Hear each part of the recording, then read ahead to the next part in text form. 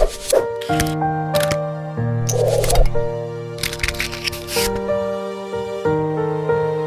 what do you do with an actual brush? You paint, right? However, in Photoshop, the brush tool is just not limited to painting. Of course, you can use it to paint in any which way imaginable, and also you can create an infinite number of brush types. However, you can also use it to create beautiful effects. You can work with masks, and you can also apply techniques like dodging and burning. The possibilities are limitless, and in this lesson you will learn the fundamentals of the brush tool, the mixer brush tool, and also a little bit about the eraser tool. So without any further ado, let's get started. Back in the magical world of Photoshop, and let's start with the 4 basic properties of the brush, and most of you already know this, and they are: number 1, size, the size of the brush; number 2, the hardness; number 3, the opacity; and number 4, the flow. Now, what are the difference between all of these? What are these in the first place? Let's discuss that. So size is simply the size of the brush. Now whatever brush you choose, once you choose the brush tool, what did we learn in the previous lessons? Any tool that you select, the properties or the settings of that tool will be there at the top, right? So similarly with the brush tool, you have the properties at the top and you can choose whatever brush you want using this arrow right here. So I'm going to choose the simple soft round brush. Alright. Now what does size do? It simply increases or decreases the size of the brush. So let's say we create a new layer.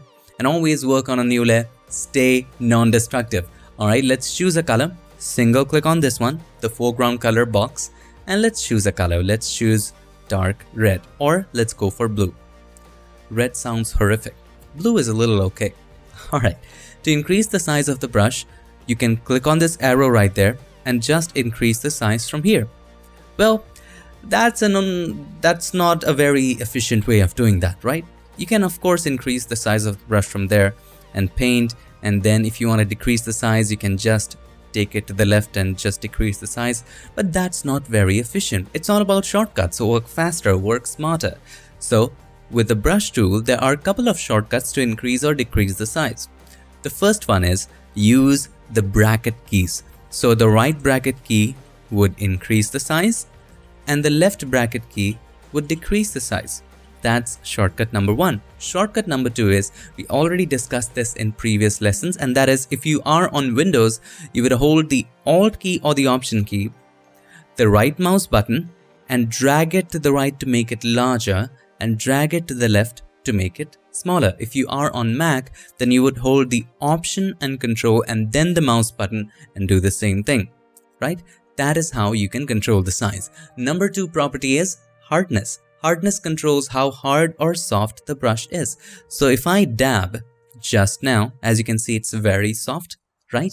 If I just increase the hardness to, let's say, 62%, now when I dab, it's a little harder along the edges, right? The transition is very quick between the areas that are painted and the areas that are not painted. You get the point? If the hardness is at 100, you already guessed it, the edge would be very hard.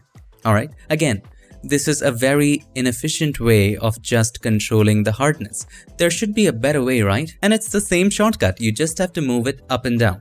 Alright, so let's delete this layer, let's create a brand new layer. All you gotta do to control the hardness, on Windows, hold the Alt key or the Option key, the right mouse button, and this time, instead of dragging it right and left, which controls the size, drag it up and down. So dragging it down will make it harder and dragging it up will make it softer. On a Mac, you already know this, hold the Control and Option key and then with the mouse button, drag it up or down. Now we have talked about the first 2 properties of the brush, which were fairly easy to understand. However, the next ones, the opacity and flow, are easy to understand, but we usually get confused between what are the differences between opacity and flow. First of all, let's see what they are. In this example, I opened an image to better understand what opacity is. So first of all, we have the image on the background layer, and then on top of that, let's create a brand new layer. Alright, now at the top, you will see opacity and flow. Right, now let me show you something interesting. I'm gonna paint something right here, just simple painting with opacity and flow both at 100. First, let's discuss opacity. So we're gonna just paint something like this. Alright, now if we change the opacity of the layer to, let's say, 50%, see how it looks? Alright, now I'm gonna turn off this layer and we're gonna create a brand new layer. This one has an opacity in the layer of 100%. However, this time, let's change the opacity of the brush to 50% because the properties of the brush tool are at the top. The layer is still 100, but the opacity of the brush is 50. Okay, now we're gonna paint the same thing right here. Can you tell a difference between the effect of layer 2 and layer 1? It's the same thing, and that's what opacity is. Let me just delete both of them. Opacity controls how transparent or opaque the paint is. Now let me show you one more example, one more demonstration, and this time let's do it on a white background so that it is clearer to you. So let's create a brand new layer, and opacity would be 100, flow would be 100, and for the layer, let's change the opacity to 20%. Okay, and this time let's take a hard round brush so that it's easy for you to understand. Now when I paint it, see, the colors are coming out less, right? No matter how many times I paint over it, it's the same amount of color. However, if I create another layer on top of it with same opacity 20 and we paint over it, it gets a little darker, right? This was bound to happen. However, I cannot get it darker than this. If I create one more layer, only and only then, with an opacity of course 20%, only and only then you would be able to make it a little more darker. You see what's happening right there? Same thing happens with opacity. So let's create a brand new layer, this time opacity 100, and this will help you understand what the opacity of the brush does, right? So if I keep the opacity of the brush at 20% and I try painting, look, I'm not lifting my mouse or my pen. Without lifting my mouse or my pen, no matter how many times I paint at the same place, it isn't getting any darker, right? If I lift the mouse or the pen, whatever you're using, and then we paint, now it's getting darker, just like the layers. You're understanding what's happening here? Every time we lift the mouse, every time we lift the pen, it's like creating a brand new layer with opacity 20 or whatever opacity you have chosen. So now when I lift my pen or the mouse and now when I paint over it, see, it's stacking, right? So therefore we can say that opacity controls how transparent or opaque the paint coming out of the brush will be. Now let's talk about flow. Flow is a little different. It controls the intensity. Now let's increase the opacity back to 100, all right, and get the flow to about 20%. Okay. Now let's take this soft round brush to better understand it. Now let's paint something with flow 20%. This is how the flow 20% looks. Now let's increase the flow back to 100% and the opacity to 20%. Okay. Now we're gonna paint with opacity 20. It's about the same, but flow is a little darker. So what is the difference? Let's understand this with a brand new layer. We know that opacity controls the transparency of the brush. However, flow controls the intensity of the brush. With flow, just like a real pencil or a real brush, if we paint many times over the same area, it gets darker. It doesn't happen with opacity. See, the opacity, if we keep it at 30%, no matter how many times we paint in the same place, the color output will be the same. If we want it to be darker or more intense, we would have to pick the pen or the mouse and then paint over it. Okay. Let's increase the opacity back to 100. And if we set the flow to, let's say 20%, if we paint here, if we paint over here again, see, it gets darker. The more we paint over at the same place, it gets darker and darker. And that's the thing. And that's the difference with opacity and flow. Opacity controls how transparent or opaque the paint will be. And if you want to get it darker, you would have to lift the mouse and paint over it. Flow is the real intensity. The more you paint over an area, the more opaque it gets. Let me show it to you one last time, and this time with an actual pencil brush. Alright, so let's delete this layer. Let's create a new layer. And from the drop down, let's choose inside the dry media brushes group, let's choose Kyle Ultimate Pencil Hard and choose the color black this time. And the opacity is set to 100 and flow to 38. So we're gonna set the flow even lower to, let's say, 10%, okay? And make the brush a little larger. We are using the bracket keys. So with the right bracket key, you increase the size. With the left bracket key, you decrease the size. Sometimes that's more efficient as you continue painting. Alright, so we're just going to zoom in a little bit. Alright, let's paint. The more we paint over at the same place, the darker it gets. Now this can be very useful for things like shading. So let's say you're painting like this and you want to get an area a little darker, you paint a little more over that. You paint a little more over here. You get the point. Alright. Now if the flow is at 100 and the opacity is at 10, see what happens? See, no matter how much we paint over an area, it just doesn't get darker. It is set with 10% intensity. If you want to get an area darker, you would have to lift the mouse or the pen and paint over that again. Lift the mouse and paint over that again. It is just isn't as realistic as the lower flow. So there you go, 4 basic properties of the brush tool. Now that we have talked about the brush, let's talk about the eraser a little bit. If you have not noticed yet, the shortcut for the brush tool is B for brush, and the shortcut for the eraser tool is E for eraser. So if you press E, the eraser tool here will be selected, and it's just same as the brush tool.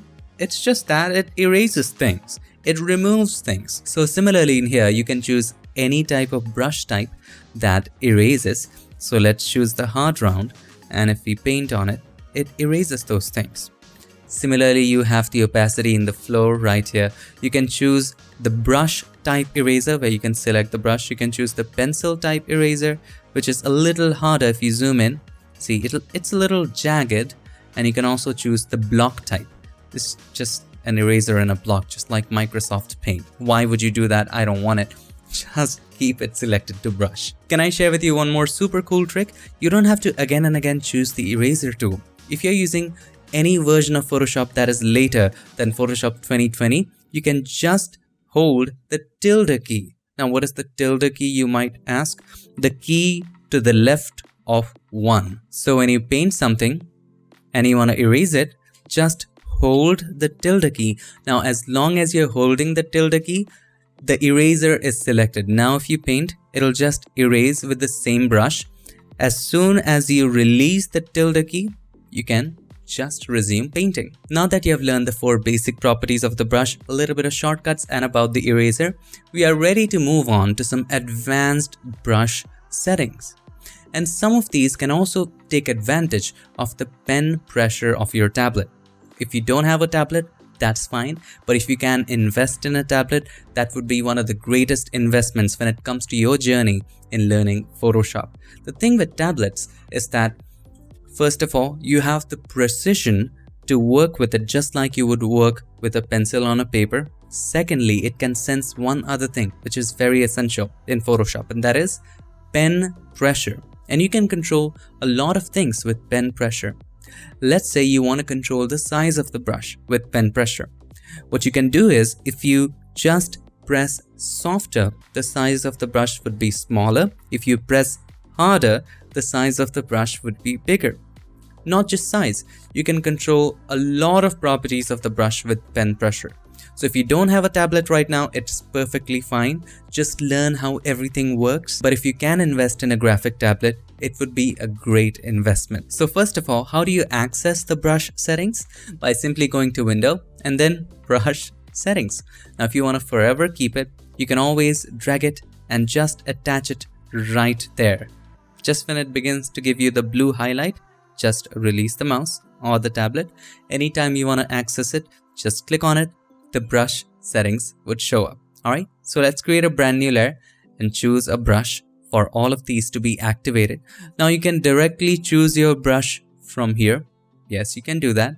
Instead of from here, it's the same thing. Now, there are lots of properties right here. Let's discuss them one by one. So for starters, let's choose the soft round brush.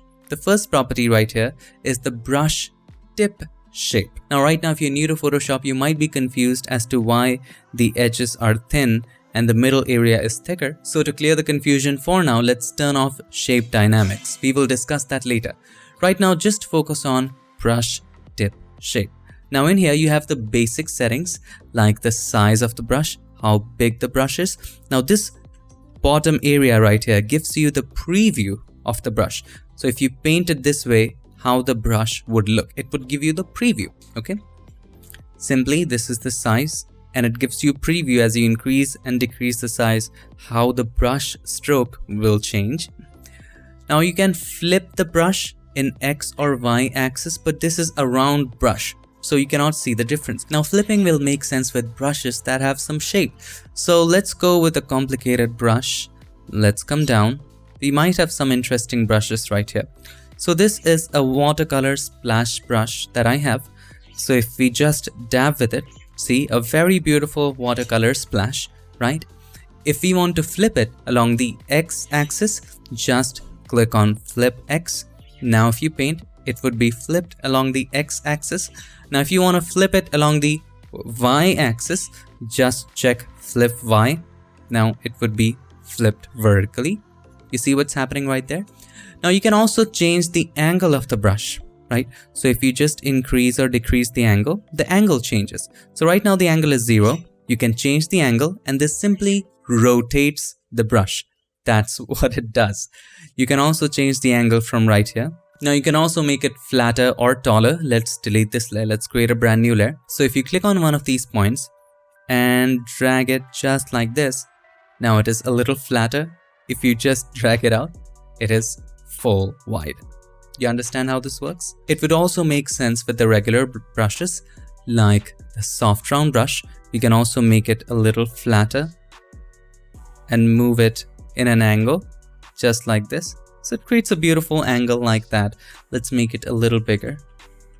See what it's doing? You can create a planet out of this. Now, just when you change the advanced settings of the brush, you would see the brush is not selected anymore because you have made some changes. It's not the same brush. If you want to reset everything to that brush, just select that brush and everything would be reset. Now, there's one more property that might confuse us, and that is spacing.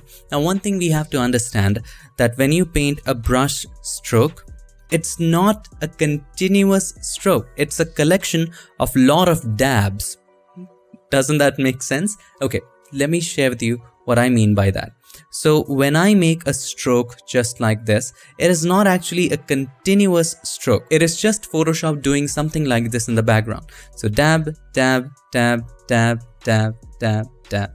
You understand what's happening? Not making any sense? Let me make it a little bit more clearer to you. So let's change the hardness of the brush. Let's increase it to 100. Now you will see what I mean by that. Now when I draw, you wouldn't see a continuous line. Zoom in, you would see that it's just Photoshop doing dab, dab, dab, dab, dab. It's the same thing, right? And that's what spacing is. Still not making sense? If we just decrease the flow of the brush. Now when I do it, see, it is just Photoshop dabbing circle after circle, right? So that's what spacing controls. Let's delete this. Let's create a new layer. So the more the spacing, the more the space would be between each dab. The less the spacing, the less the space would be between each dab. Now if you have a look, there's very little spacing. And if the spacing is 1%, you can't tell, but there's still something right there. But if you decrease the spacing too much, the flow suffers. Why does the flow suffer? Now the flow is 19%, right? Let's decrease the flow to even about 10% or 2%. All right, even if the flow is 2%, the brush is painting with a lot of intensity, right? If we paint with the regular hard round brush and flow at 2%, you would notice that the intensity isn't so high.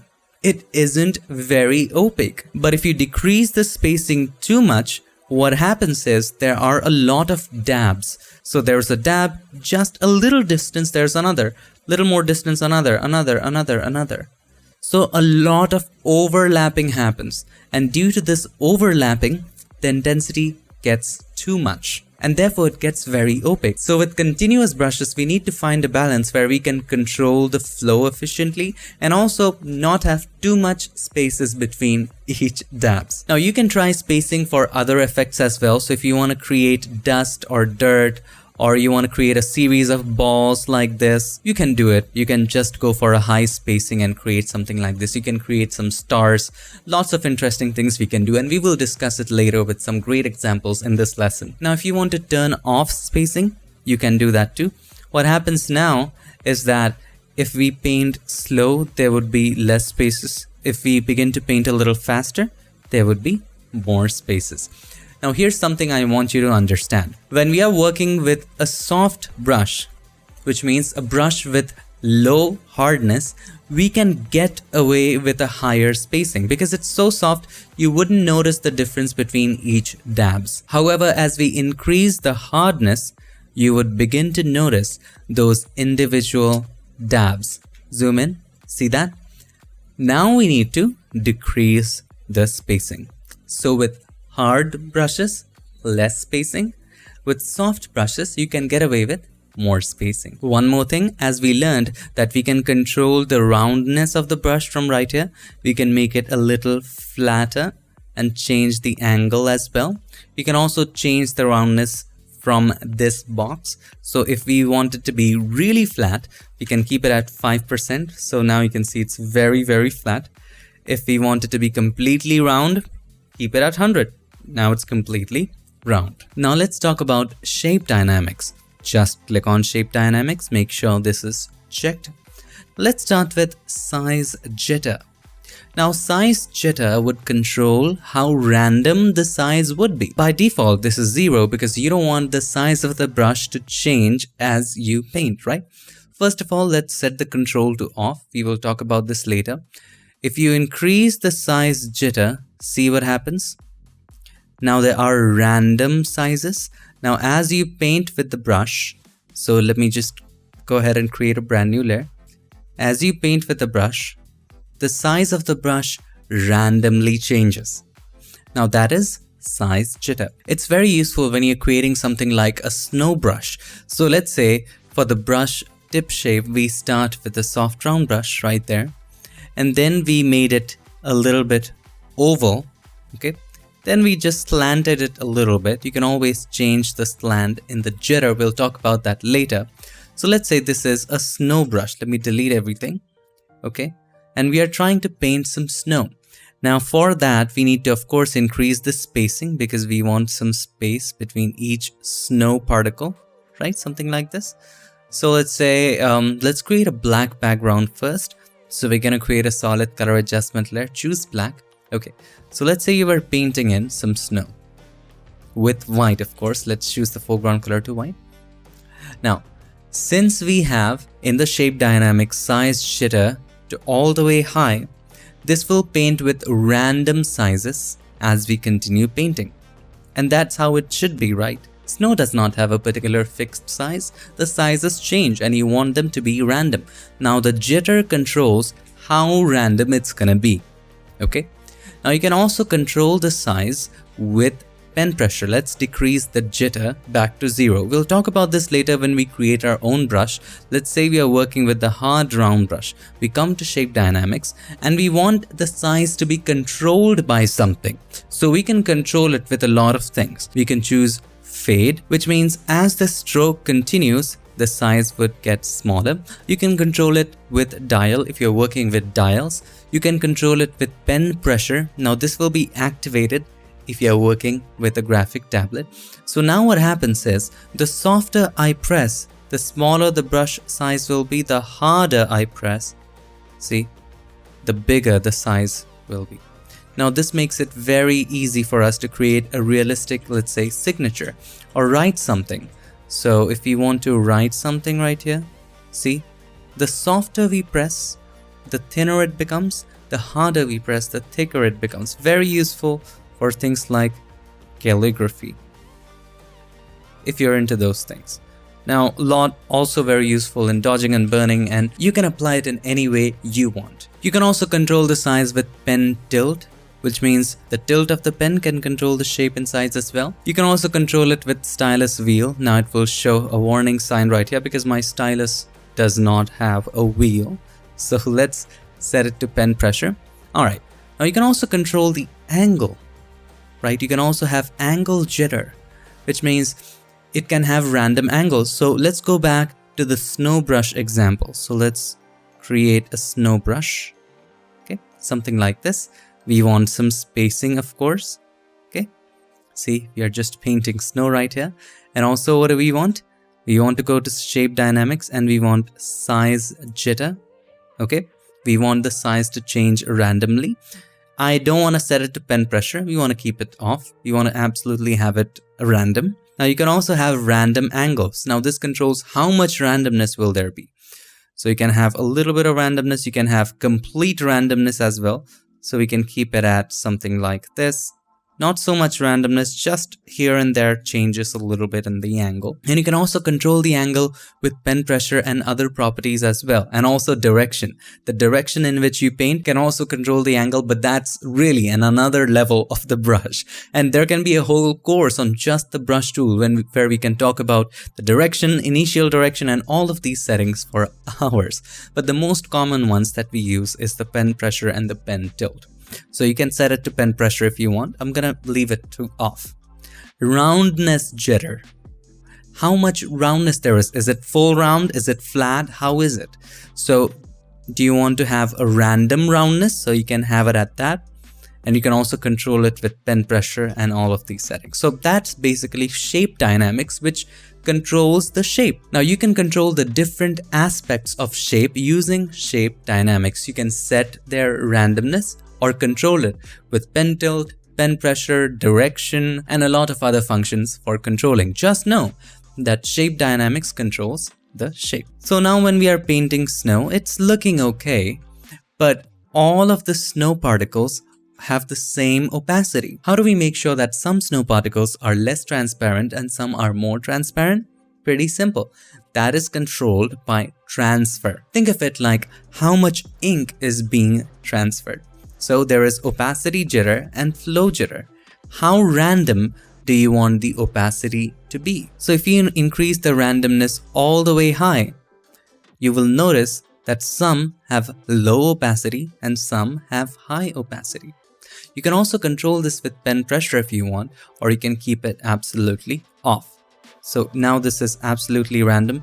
Look at this one.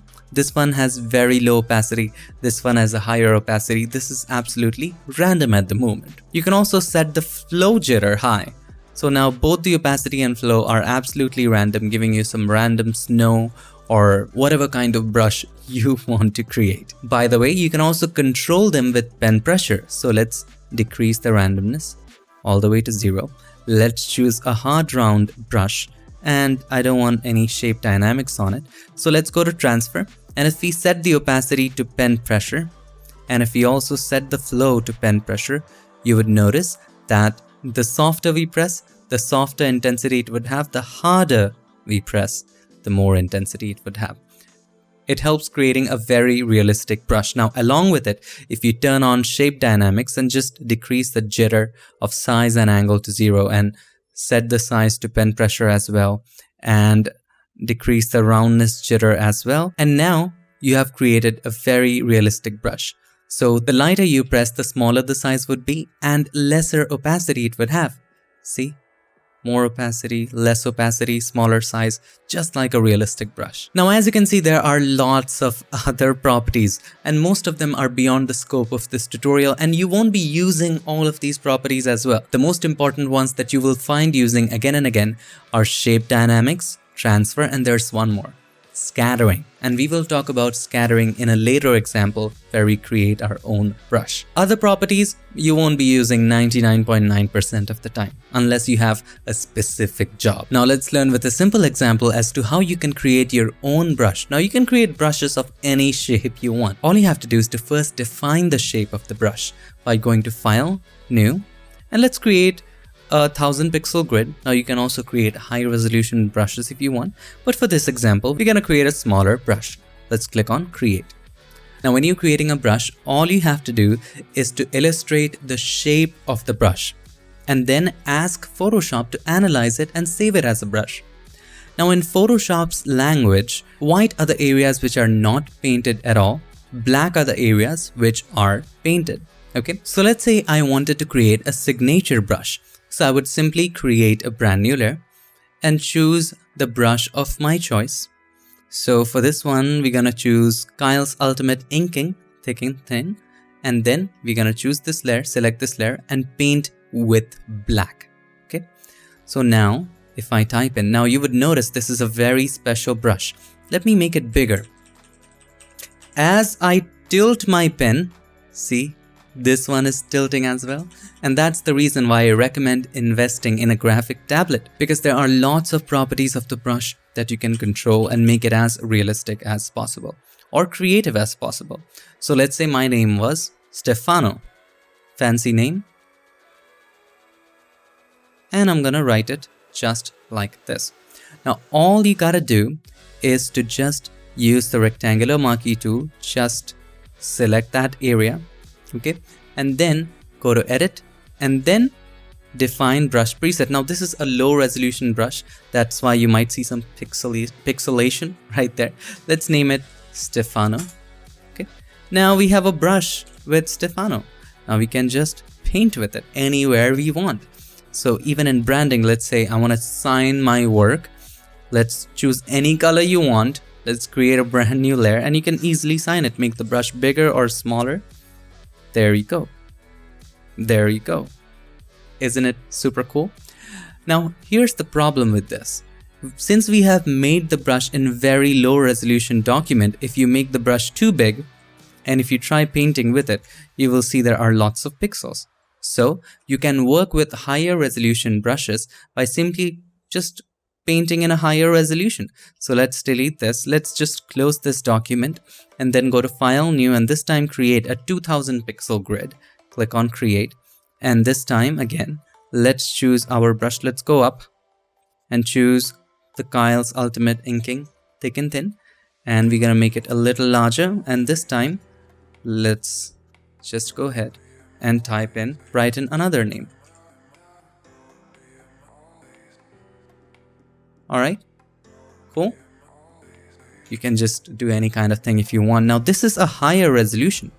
So now when I just make a selection of the brush area, now we didn't have to create a new layer, it's not necessary, but if you want to keep things non-destructive, you can do that. Let's go to Edit, Define Brush Preset. Just keep in mind, white are the areas which are not painted and black are the areas which are painted. We're gonna name the brush, hit OK, and now we have that brush. We can just paint with any color. Now even if we make it big, it won't pixelate. See? Now it's pixeling a little bit. You can work with even higher resolution if you want, but you get the point. So we can just sign our work right here or anywhere you want. So we're going to create a brand new layer and sign it right here. This is your branding. So that's how easy it is to create a brush. You can also create complex brushes with images. So here we have this image and here we have a patch of this watercolor right there. And you want to create a brush of this shape. How do you do that? First of all, we need to define it in black and white. So we can convert it in black and white by taking away the colors or creating a hue saturation adjustment layer, taking away the saturation, or by simply going to image adjustments and desaturate. The shortcut is Shift Control U, or if you're using a Mac, Shift Command U. Let's choose that and it desaturates it. Now we want to make this absolutely dark and we want to make the white areas absolutely white. Because if we sample a brush just the way it is, there would be a problem. So if we select this area, okay, and if we go to Edit and Define Brush Preset, the page will also be picked up. Hit OK. Now, when I try to paint with this brush, even in a blank document, see what happens. So I'm going to make the brush a little smaller and we're going to paint with black. It's painting with that brush, but it's also bringing in the page.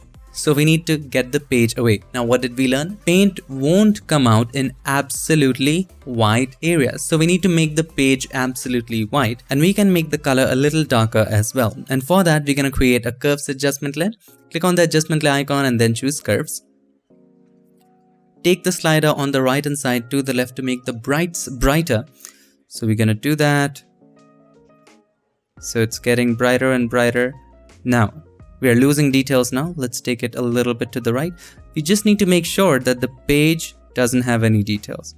So just at this point, we begin to lose details. You can also hold the Alt key or the Option key to see where it loses all the details in the page. So this seems to be a nice area where it loses all the details. Most of the details. Alright, this is good. But the paint is very, very light. So take the slider on the left hand side to the right to make it a little darker. We don't want to make it too dark. Just to this point, it looks okay. Now, if you want, you can just turn off the curves in some areas. So I'm going to go back to the soft round brush, and you can select the mask right there with a lower flow like 10%.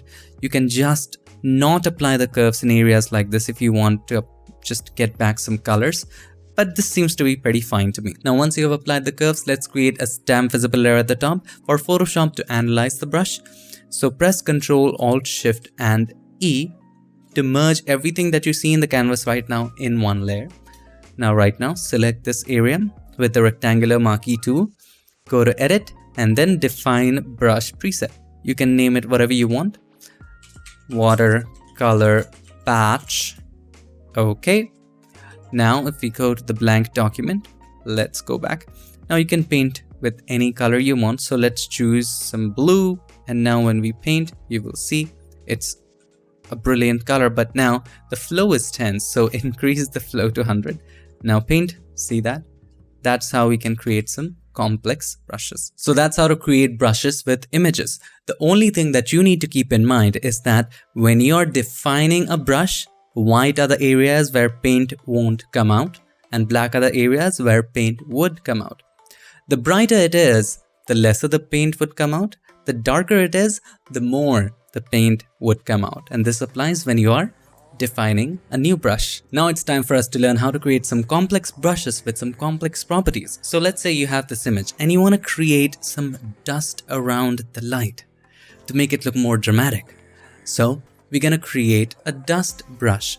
Now in the dust brush, we require a lot of randomness, a lot of size jitters, probably angle jitters, and we will create it from scratch. Now dust can be of any shape, so we have to create a lot of different random shapes. So let's create a brand new document by going to File, New, and let's create a document of width and height 500. We don't want to create a huge document. The higher the resolution of the brush, the more it would lag. So 500 by 500 is fine. Now all we have to do is to create some dust shape. So for that, let's choose the soft round brush and let's set the hardness to about 75% and just make some dust particles with black on a brand new layer if you want to have a backup.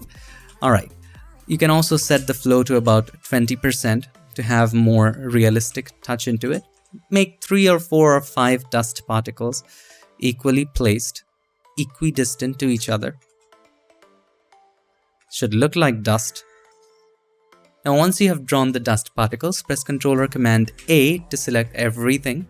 And then go to Edit and then define brush preset. You can name it Dust 1. Now, we have not yet set the size jitter, the angle jitter, or the count, and a lot of other settings. This is just a preliminary stage. We are yet to make those changes. Just hit OK. Now, this is a simple dust brush. If we create a new document, so let's go to File, New, and let's create a larger document, 2000 by 2000 pixel. And if we try to paint the dust, see what happens?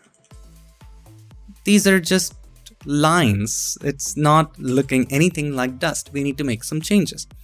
Alright, so to test the brush tool, first of all, let's create the right environment, and the best environment would be a black background. And on top of that, we're going to create a new layer. Alright, let's change the canvas background to default. Anyway, with white, we will test the dust. Doesn't look like dust. Now let's go to Window and Brush Settings. First of all, let's play with Shape Dynamics. Now, we want the size to be random. So you need to control how random you want the size to be. Do you want it to be absolutely random? Do you want it to be little random? So I want it to be absolutely random. That's how dust is. You can also control the minimum size if you want, but absolutely random it is. Now angle. I also want the angle to be absolutely random. If the angle is not random, you see the line right there forming. So absolutely random angle, it gives you a preview, and this really does look like dust. Now you can control the roundness as well, jitter, but that's not required.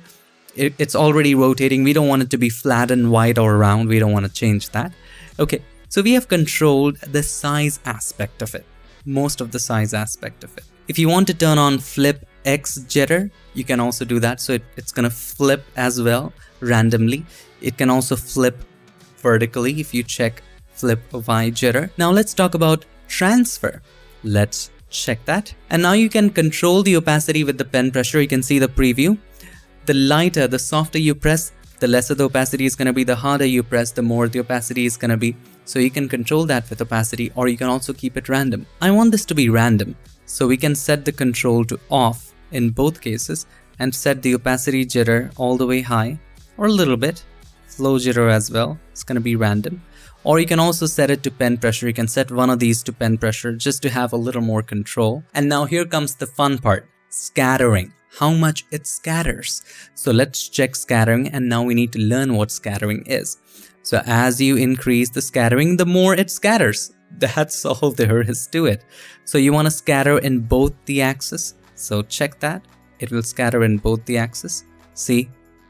If it is unchecked, it only goes in one direction, scatters in one direction. If you choose both the axes, now it is getting a little better. So how much scattering you want, you need to decide. Okay. You can also control the count. The more the count, the denser it's gonna become, the dust is gonna become. So we don't need so much count, but we can also set the count as a jitter, which means that the count would increase or decrease randomly, but for that you need to have some count in the first place. So you're gonna set the count to about 2. Okay, you can also control both of these with, guess what, pen pressure. Now let's try painting the dust. Now it's looking more like a dust. Have a look. See the dust particles? It's so much better, so much random. I think I don't want so much count. Let's go back. Now let's test it. It's better. Have a look. I'm gonna make the dust particles a little larger. It's looking more like dust. Oh, wonderful, isn't it? Now you can create as many particles if you want to create a more random brush, but I'm gonna keep it at that. Now before working with the brush, do not forget to save it with all these settings. The first one that we saved, the dust one, didn't have all of these settings applied. Okay, so we need to save all of this with the settings. For that, click on this grid button right there, choose new brush preset, and let's choose dust final. Okay, we want to check include tool settings. You can also include the color if you want, or capture the brush size, but we're gonna leave it at that. Hit OK. Now let's create some dust in this. All we gotta do is to choose our dust final brush and just zoom in. And it's gonna show you an example of how the brush is gonna paint. Now all you gotta do is to paint some brushes on in here, dust on in here. So with white selected right there, you can paint in that dust right there. See, it's creating some realistic dust. So I'm gonna make the brush a little smaller. Let's create some dust particles here and there. Some at the top, some along the side. Make the brush a little more smaller. And paint dust right here. I'm not sure if you can see it, but you can see it now. Here's the before, here's the after. See the dust? So you can create some dust particles right here as well to make it look more interesting.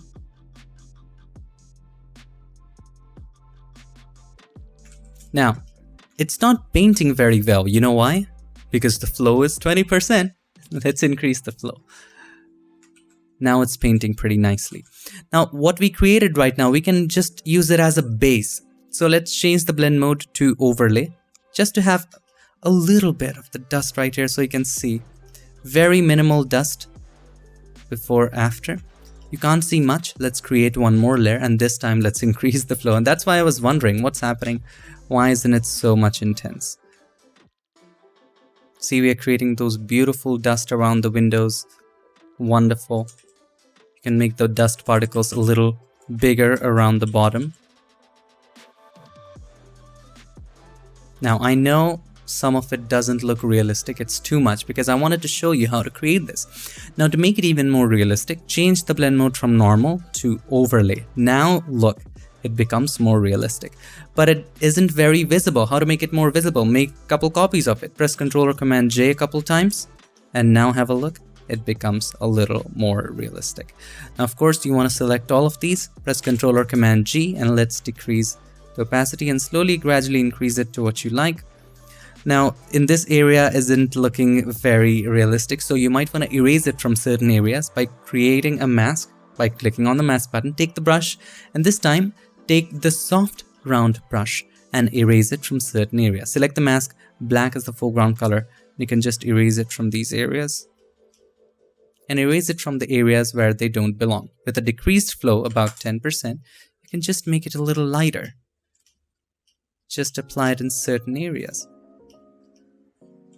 Maybe around the windows as well, a little lighter. So that's how you can create wonderful dust particles using Photoshop. So here's the before, here's the after with the dust. So that's how to create a dust brush. You can also use this method to create a snow brush, and you know, the possibilities are limitless. Now let's learn about a fun feature with the brush tool, which we have briefly discussed in a previous lesson, and that is symmetry. And you would find this in the later versions of Photoshop, and we can use this feature to create beautiful designs. So in this example, let's say on the paper you want to create a beautiful design.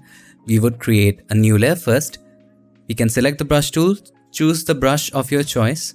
I'm gonna go ahead and choose hard round pressure size, where the size is controlled with the pressure of the pen. Let's zoom in, and if I draw something on the layer 1, it is just a simple brush, okay? Nothing fancy here. However, if you click on this button right there, which is the symmetry button, and we can choose a vertical symmetry. What it does is that it creates a vertical line which you can adjust. You can make it shorter, longer, and then you can move it anywhere. So I'm going to place it here in the center. Now, whatever I paint on either of the sides, on the other side, it would create a mirror image of that, thus creating a wonderful design. So you can turn the symmetry off by clicking on symmetry off, and there you have it, a beautiful design. If you want to go more complex, click on the symmetry. You can also have diagonal symmetry. Now in this case, when you choose a brush and paint with it, it'll make a mirror along the diagonal axis that it has. You can choose a symmetry of a circle. So this is also an interesting symmetry. See, the circle will act as a mirror. You can also choose some advanced symmetry. Now, this is an exciting one. Let's go with mandala. You can choose the number of segments. So we can go for 5. So it has 5 lines, and we can adjust its size. So we can keep it somewhere around here, and let's get it a little bit to the right. Now what happens is whatever I do in one of the sides is repeated on all of the sides. Isn't this wonderful? Create some beautiful designs. Now you can also have your own parts. So let's turn symmetry off. So let's say with the pen tool, and we're gonna discuss the pen tool later. So let's say we created our own path, something like this, and then you choose the brush tool, and in the symmetry you choose selected path and you adjust it, hit enter, and then that would act as a mirror. Interesting. So let's go back. I don't want to work with this.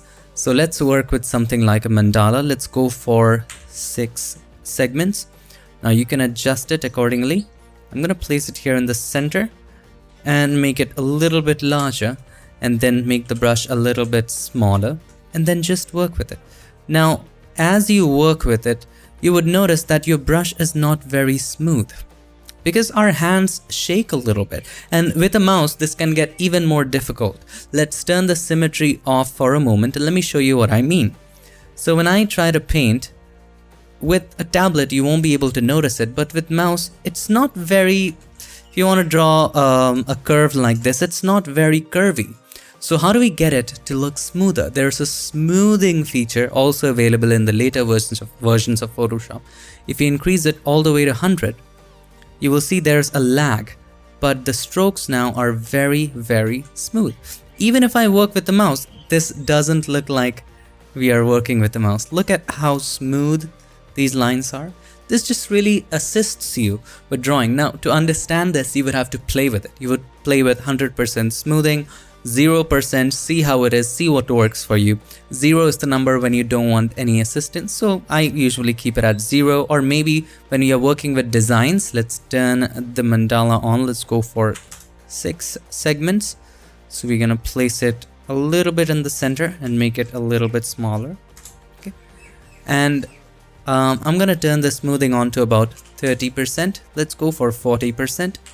Okay, and let's draw some designs, some random designs that you can easily. Okay, Interesting. Okay, so this is a design. Let's say you want to apply. Let's turn symmetry off. So click on the symmetry button, turn it off. And by the way, if you want to turn on symmetry and you want to use the same symmetry, so you choose last used symmetry. So if you forgot to draw something here in the middle or want to add something, you can do that easily. So let's turn the symmetry off. Now you can easily apply this over this paper by using blend if. So double click on the right hand side of the layer. We want to take it away from the dark areas by taking the slider of the underlying layer from left to right. But this is harsh. So hold the Alt key or the Option key, click on the slider to break it apart, and then do something like this. It really looks like it's on the paper. Nice and wonderful. There you go. Once you're satisfied, hit OK. So there you have it, a beautiful design on the paper. Now, of course, this is extending along the edge. So you would click on the layer, click on the mask button, take the brush, black is the foreground color, choose a soft round brush and paint with black around the edge. Select the mask and then simply paint with black around the edge to kind of get it away. Okay, there you have it. That's how to create beautiful designs using symmetry. Now let's talk a little bit about the mixer brush. Now this is a kind of tool that you would learn very in depth in an illustration class, and if you're into illustration or painting with Photoshop, this is your brush. Alright, so the mixer brush can be found in the brush group. Click and hold and you would choose the mixer brush tool.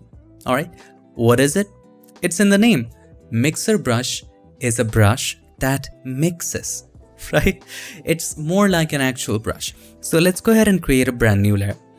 And we have chosen one of the mixer brushes right there. So you can choose one of the brushes. Now my brush panel might look different to you, and there are lots of extra brushes that I've added and deleted. If you want to see wet media brushes, I might have lost it somewhere.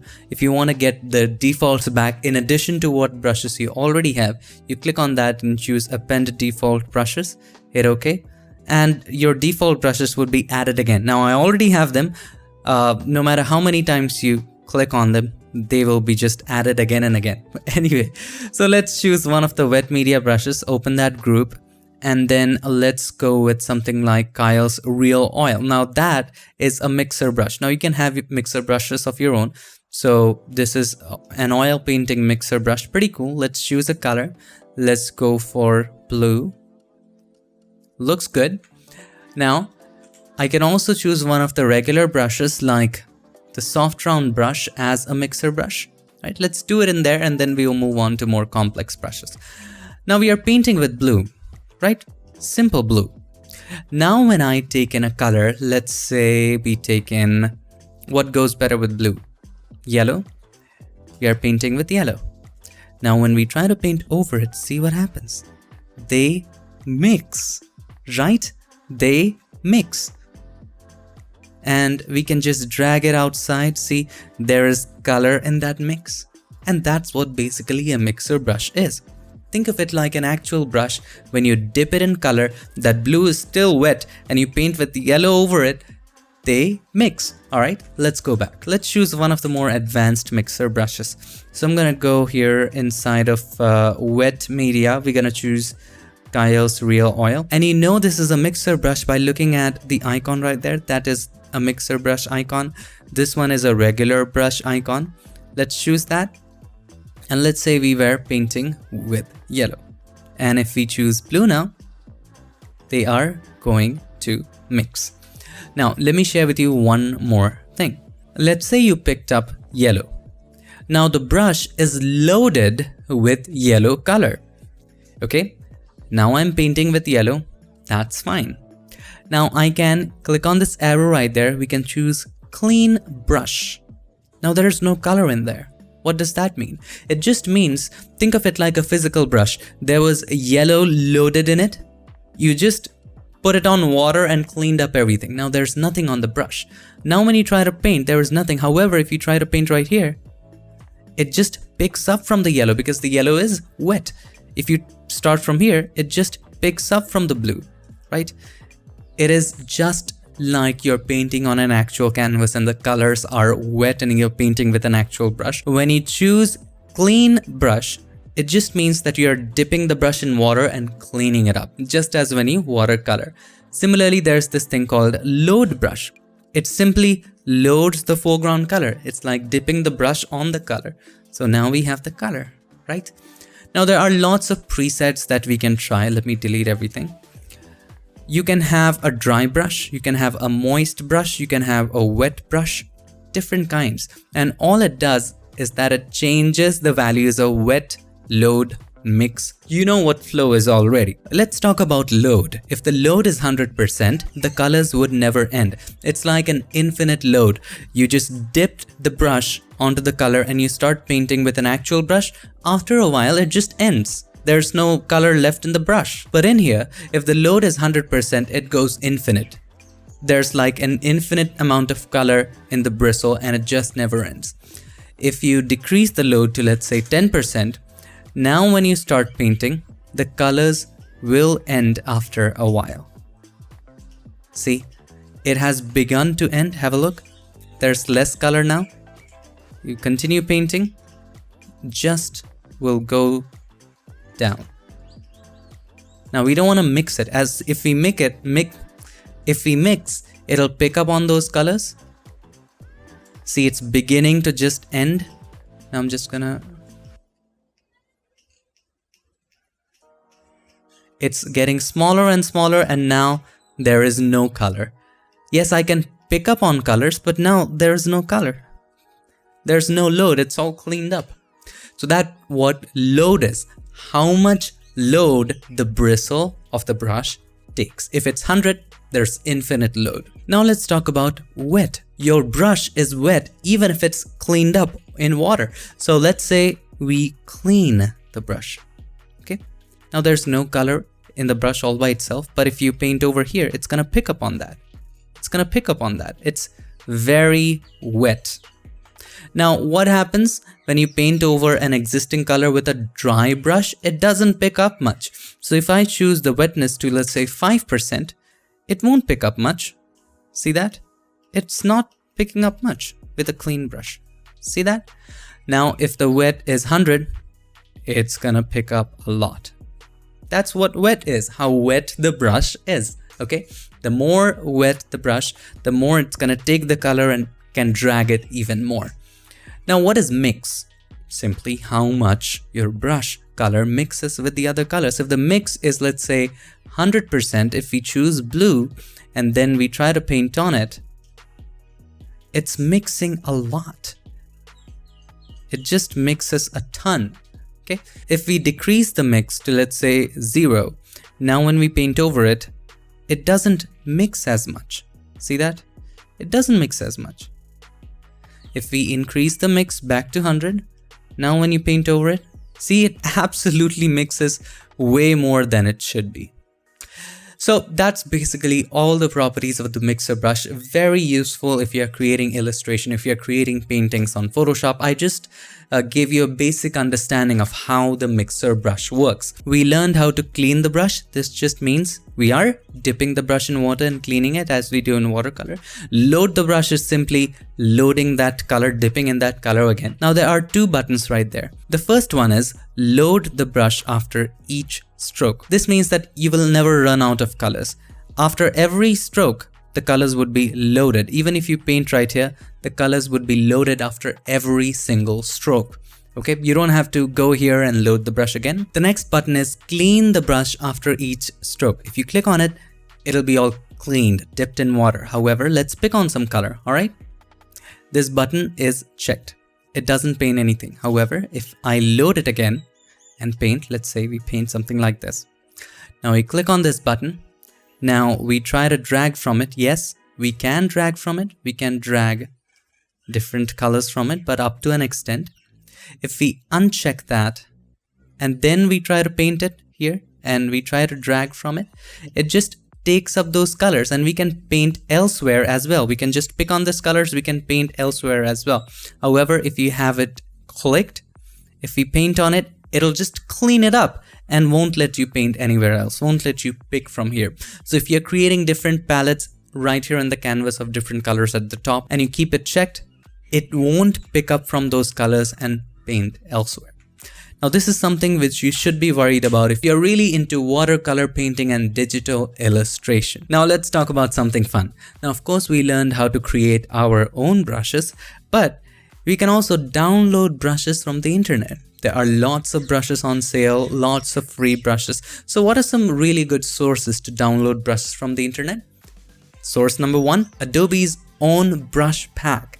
Now, if you're a Creative Cloud member, which you are if you're using the later versions of Photoshop or CC Creative Cloud versions of Photoshop, then you already have access to these brushes for free. And there's a huge mega pack out there. So to access it, all you gotta do, so let's say whatever brush you already have selected, doesn't really matter, click on this gear right there, and then go to Get More Brushes. It will take you to Adobe's website, and in here, you can download lots of brushes. So there's watercolor pack, there's another mega pack, there's splatter, tons of different brushes, cross hatchers, right? Super cool manga brushes, super awesome brushes. So you can go through all right here. You can download one of that.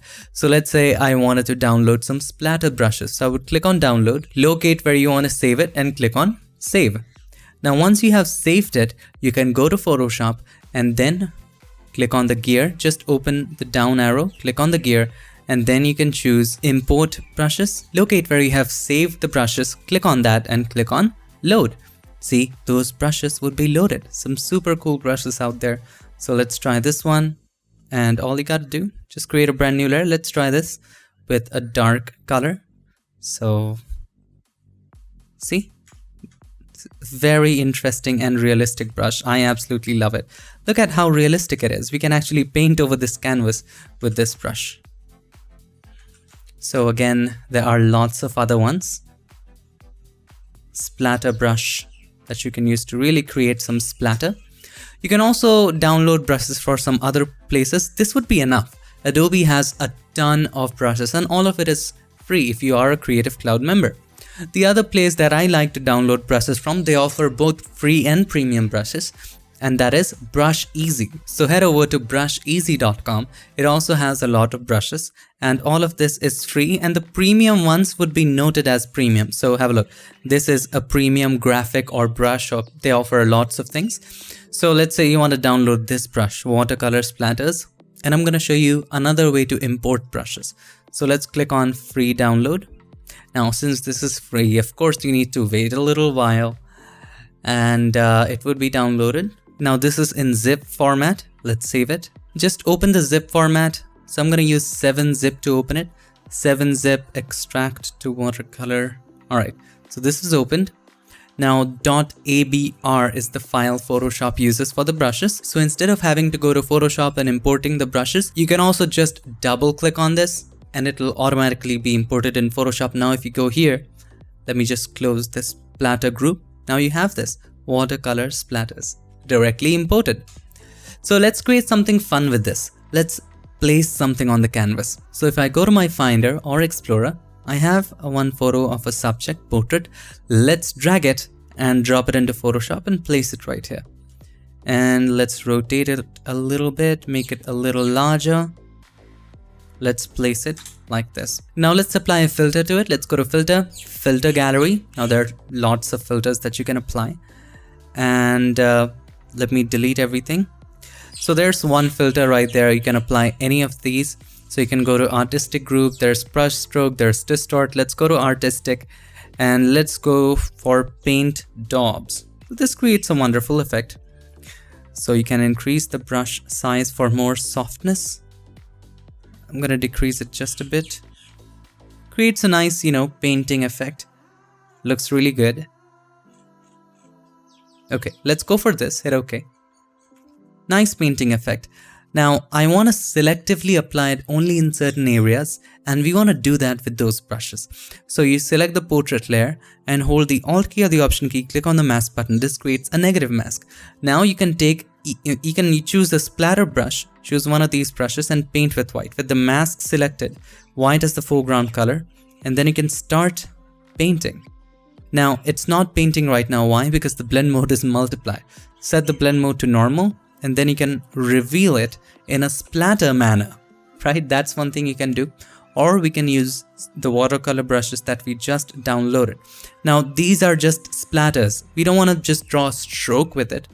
So I don't want to see the stroke, so you can click on the gear right there and just uncheck brush stroke. That way you only see the tip of the brush. You can turn it on any time you want by just checking that.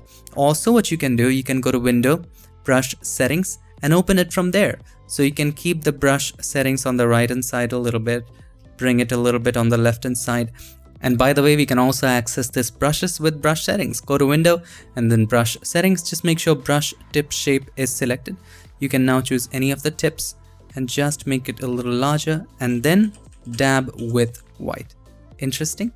Let's select something else, and you can also rotate it directly from here. So if you want to apply it in certain direction, you can also do that. And then you can choose this.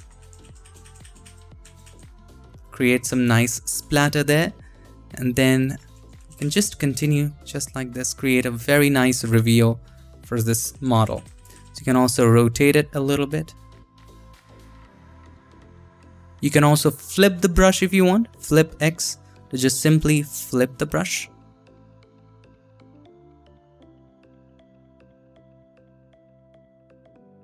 I'm just trying different brushes. See what is looking good here and there. We can flip it and try different directions as well.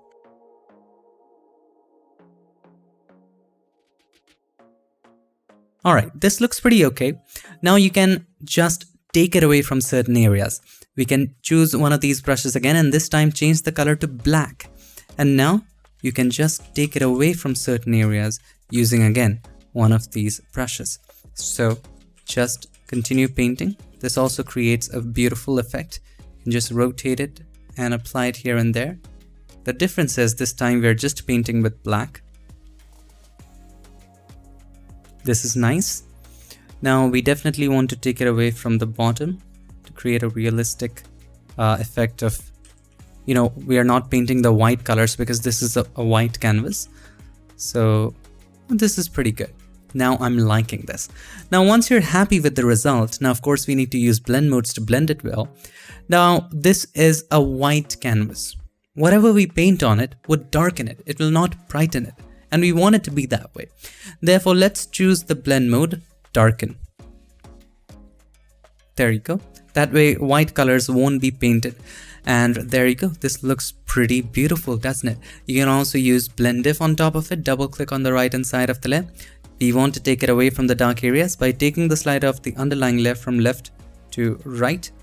Hold the Alt key or the Option key, click on it to break it apart, and then make it a little bit airy and lighter. See how beautiful it looks now. Wonderful. You can also work on the filters, change it a little bit.